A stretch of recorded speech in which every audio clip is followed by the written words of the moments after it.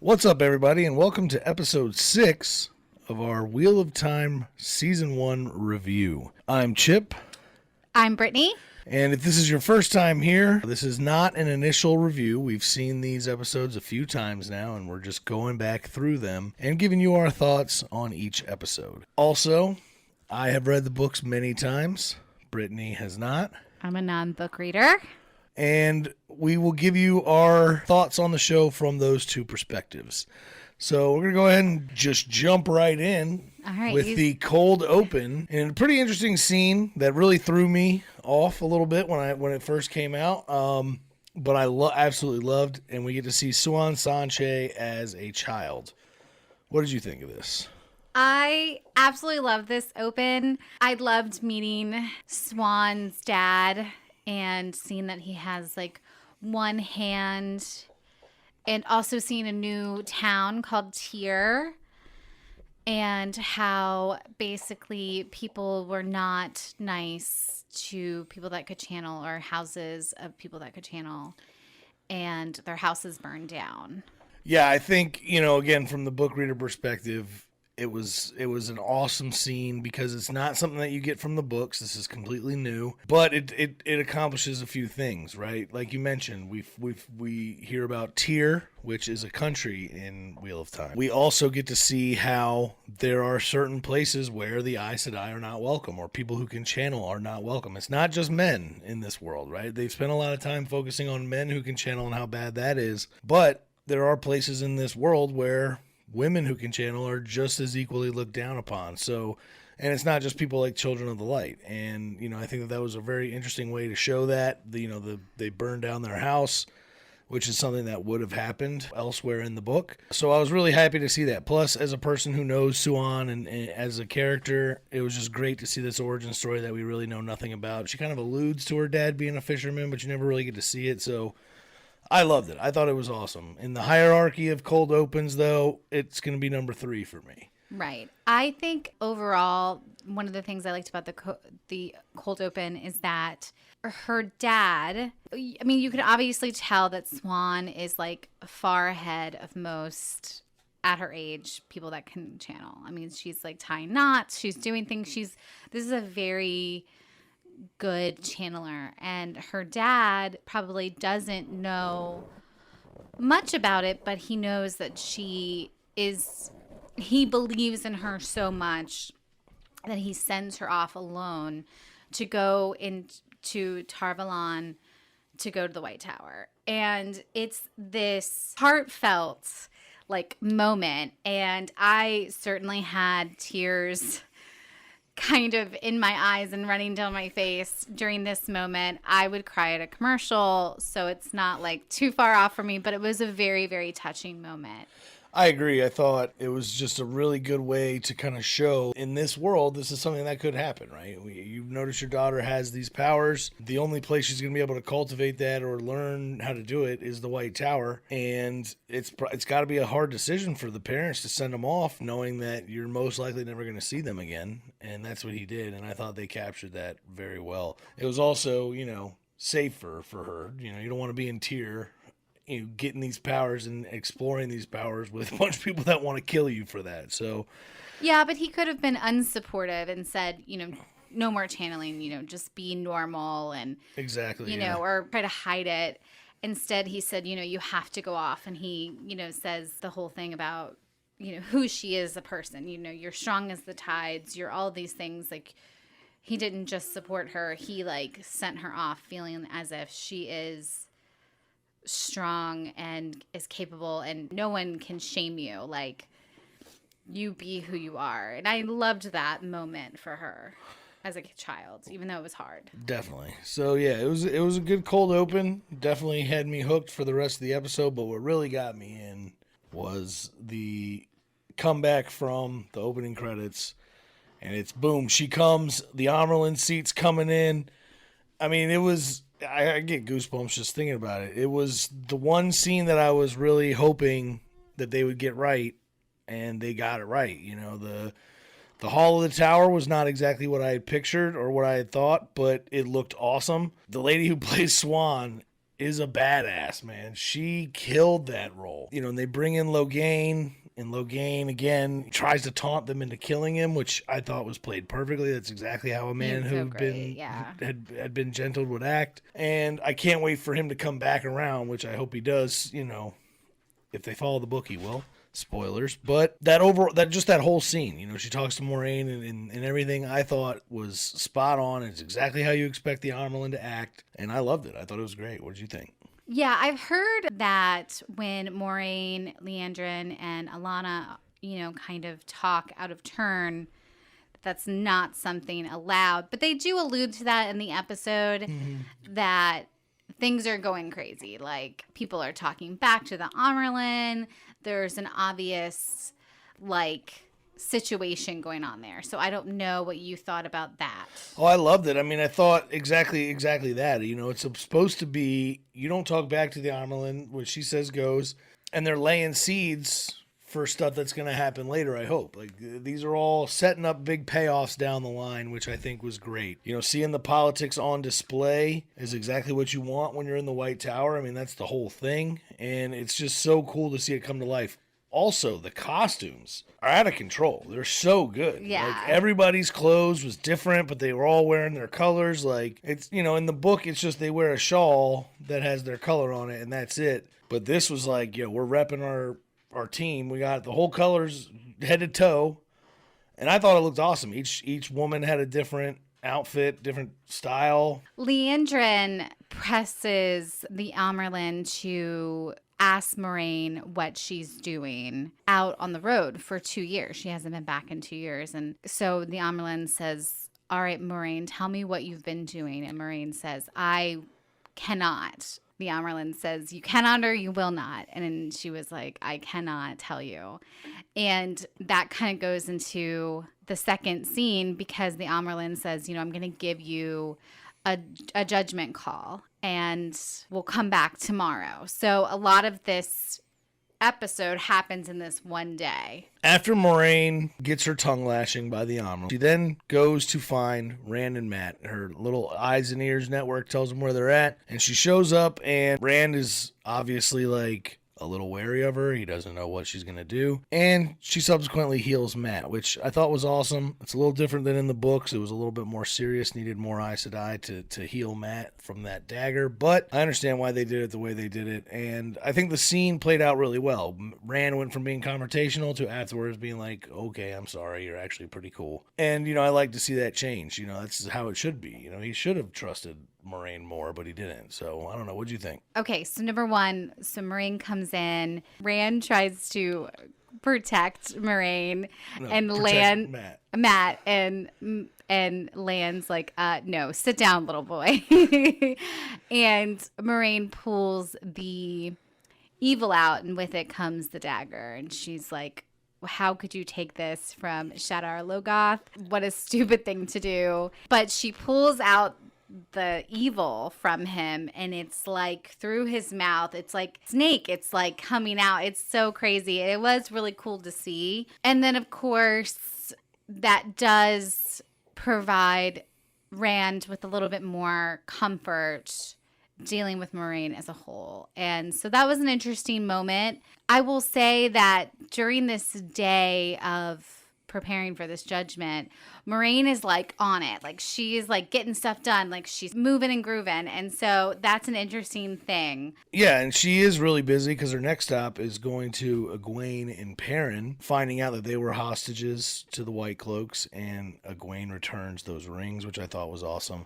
And she says she can get help for Perrin from the Yellow Aja, which, you know, he definitely needs because his back is all torn up. Absolutely. I thought it was a good scene. I liked Egwene kind of giving those rings to Moiraine, just like, he'll never mess with you again, like being sort of the protector of the person who's supposed to be protecting you. So that was kind of fun. And then Egwene, of course, tells Moiraine everything. And she's like, Perrin has these yellow eyes, and the wolves came and protected us. And so Moiraine, of course, not knowing what this means in the whole grand scheme of things, is like, don't tell anyone, and knows that Perrin has some connection with the wolves. Which I was like. I like interesting. that a lot more than in the books, because in the books it's all just in his head. It's all internal. There's only one other person that knows, and we haven't even met that character yet. I don't know if they're going to bring him in. It's really like this big secret, but at the same time, his eyes are permanently gold, so that's a little bit different in the books. Oh, that like, is different, yeah. You know, in the books, his eyes are permanently gold, so it's like everybody's like, Right. why the fuck does this guy have gold eyes? You know, like what's going on? But people don't really know, and I like that in the show. Egwene knows now. Moiraine knows. I like that. I think that's going to be cool, and that's Yeah, going to set we'll up see some where interesting possibilities later. That possibly takes it. And then to cap off Moraine's super exciting busy day, she has a late night rendezvous. So they kind of set it up like Lan and her might, you know, have a moment or something, because he comes in and she's like got her shirt undone and she's like brushing her hair. And one of the parts I love is that they slip in that she masked the bond, which to me I think is a great nod for, you know, book readers. It's like you already know what that means, but it's explaining it to other people that Aes Sedai can sometimes like shut it off. They just hide you away so that they can go and do whatever they do Not be detected. and not be detected. But of course, they've been together for 2 years and she hasn't done it. So the first time it happens, Lan's like, red flag, hello. Right, what's going on? And then, you know, as a book reader, this part was a little confusing. She has, I'm assuming, is a Terangrial that allows her to transport to a different place. But, you know, again, in the books, traveling like that is an undiscovered art, and they've heard about it, but they don't really know anything about it. They can go into the dream world. It was all very confusing. So I didn't know what, as a book reader, I didn't know what. It was too much information without explaining it for me, who, again, we know all these different things about how they can get around, and none of that's been introduced yet. So it just was pretty confusing to me. But overall, I really like this scene. You know, I like the relationship between Swan and Moiraine. I know there's some people that, you know, probably didn't like it because it's not canon in the books. It's not explicit in the books, but it is hinted to in certain parts. What I really like about it, though, is that it's just a genuine relationship. It's not like, you know, where some shows might have gone into like a gratuitous scene. They didn't need to do that. It was just a real scene between two people that actually care about each other, and I really like that. I thought it was great. I didn't really ask too many questions about how she got to X, but maybe that's my fault for not being Well, fully... yeah, you don't. Yeah, it's to I'm you. just It's like, like, oh. why do I need to question it? I'm Right. just like, oh, okay, well, whatever. We're here now. We're here now.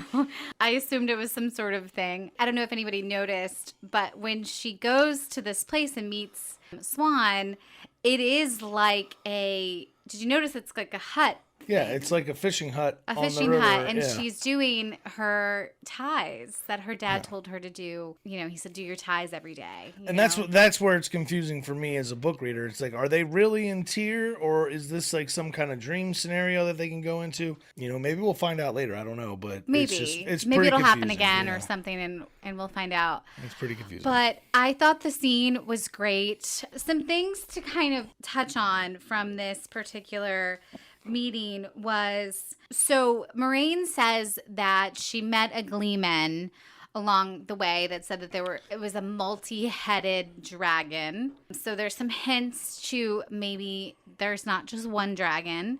And I think in this particular scene, I think you kind of get the kind of pressure that they're under to get things done. I think there's definitely a push from Swan to kind of like take whoever, go fix this. And as much as they're friends and it's a lovely moment, there is some pressure, I think, really towards this, which is like, it's happening. Like, things are happening in the world, and I'm getting dreams every night of the Dark One, and this is going to happen, and we've got to take it. And so Moiraine's like, I don't know which one is the dragon, and she's like, take them all.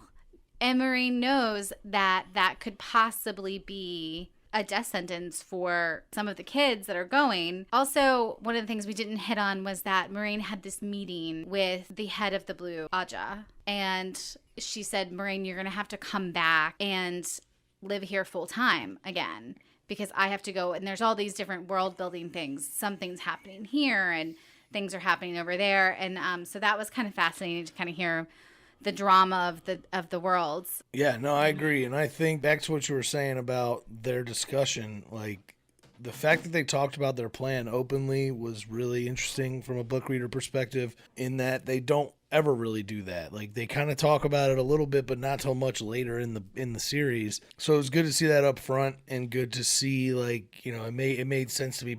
The other thing I found interesting was the fact that they were uncertain about the prophecies. In the book, they never really question the prophecies. They're just like, this is what it is. So that's why they're so certain that the dragon is a man in the book. They're so, you know, all these things that is a lot more certain in the book is uncertain in the show. And I think that gives them, they do that because it gives them a little wiggle room to kind of rewrite things a little bit. Them saying, okay, we have to go to the Eye of the World, which is the Dark One's prison. You know, in the book, they would know that that's not the Dark One's prison, because even the little kids know that the Dark One's prison is at Shale Ghul. So the uncertainty of the prophecies in the show is leading them into what could potentially be a trap laid by the Dark One or the Forsaken. And I like that. I think that that's a good way to do it in the show, especially in the amount of time that you have. Like you can't, you know, they only have 8 episodes, so it makes sense. And as a result of the fact that the head of the Blue Aja wants Moiraine to stay full time, which would totally foil their plans. Right. Moiraine is like, hey, you need to exile me as a punishment, which is smart, because now she can go out on the road and do what she needs to do. So that was a pretty good way of her to set herself up to be able to leave the tower and have nobody question it, right? That makes sense. So after their little rendezvous, we finally get some Emon Fielders to be reunited, and that is Egwene and Nynaeve. Right. They're both in the tower because, of course, everybody's heard about Nynaeve's power by this point. But now they know that Egwene can channel as well. And the Amyrlin seat wants to meet him, which again, this is not in the book, but I found this scene to be interesting and pretty helpful, at least for the overall story and where they were trying to go. What'd you think? I thought that was fine. I still love that Nynaeve is, again, so humble, but there's definitely points where everyone realizes that she's scared, and, you know, this is a scary thing. And I think meeting the Amyrlin kind of helped them understand the pressure of the situation. One of my favorite things in that scene too is when Swan is like, you know, the most powerful channeler in 1,000 years, and you can see Egwene thinks it's her, and then she's like, Nynaeve. Right. Egwene's like, oh. So I liked that a lot. I thought that was a good little touch. Plus Nynaeve just checking back to the Amyrlin every time. That's spot on for her character. She's like, I'm not impressed by this. I don't care. Right. And I love that always. So yeah, I really liked that scene as well. What about the Leandrin and Moiraine scene?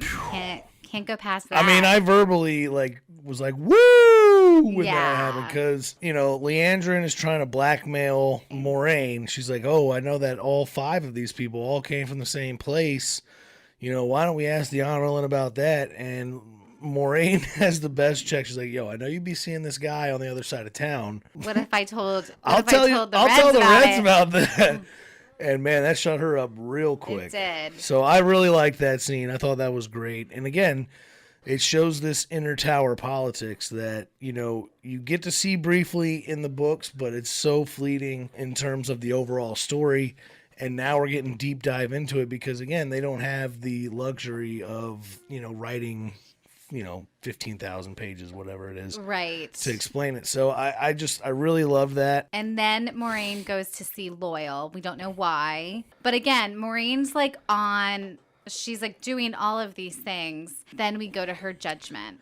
Yeah, and her judgment scene, I have a lot to say about it. Like, I think, again, it was smart the way that she set them up to say, hey, I need to leave. My biggest gripe with it is the fact that Swan makes her swear a 4th oath on the oath rod.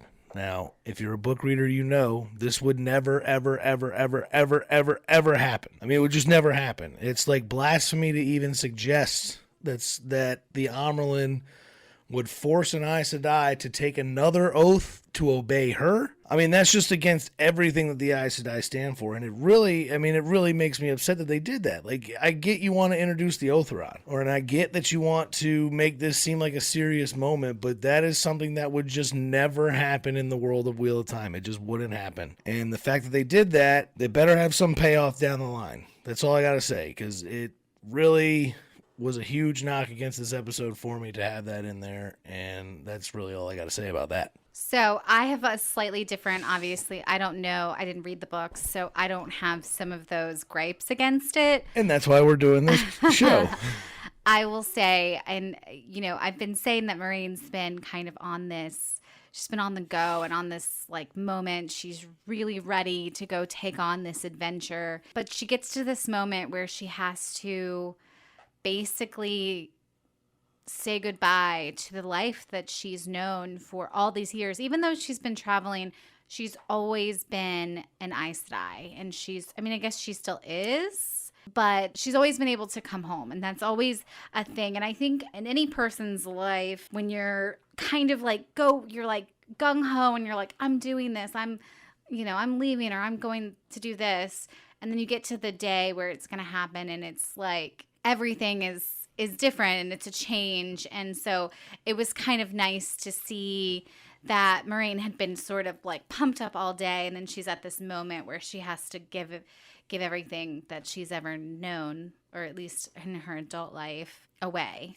And everyone has to turn their back on her, and she has to swear this oath. It's a kind of an intense moment, and I think it would be an intense moment in anyone's life. And so I enjoyed it. Yeah, and I mean, I could see that perspective, obviously. It's like you don't know the backstory, you don't know why this is a big deal. And that's why I think, they did it. Like, ultimately, it's, you got to impress a bunch of people who haven't read the books, too. Right, so right. Maybe a nitpick thing, I don't know, you can let me know in the comments, but for me, it, like, really just shot the whole episode. I was like, what the hell are they doing here? I will say it was well acted, though.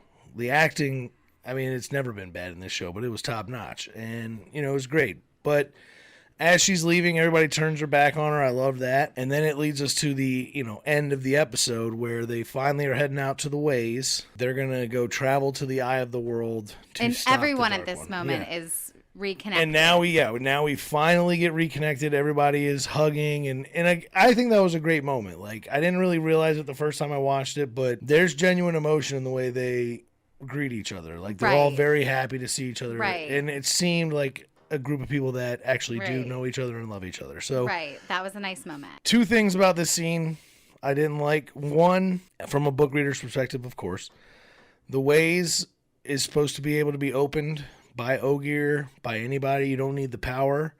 So now that Moiraine is using the power to open the ways, kind of, it's a little weird. Like, how are the Trollocs getting in there? How do the Ogier use it if they need to use it? Like, it just seems like an unnecessary change. For what reason, I don't know. And then obviously the very end with, Matt just standing there and then like, hey guys, Matt's it was definitely reshot. Matt has not come with us. Like, we've all been walking 40 feet, but we just noticed now that he's still back there. He's still back there. Yes.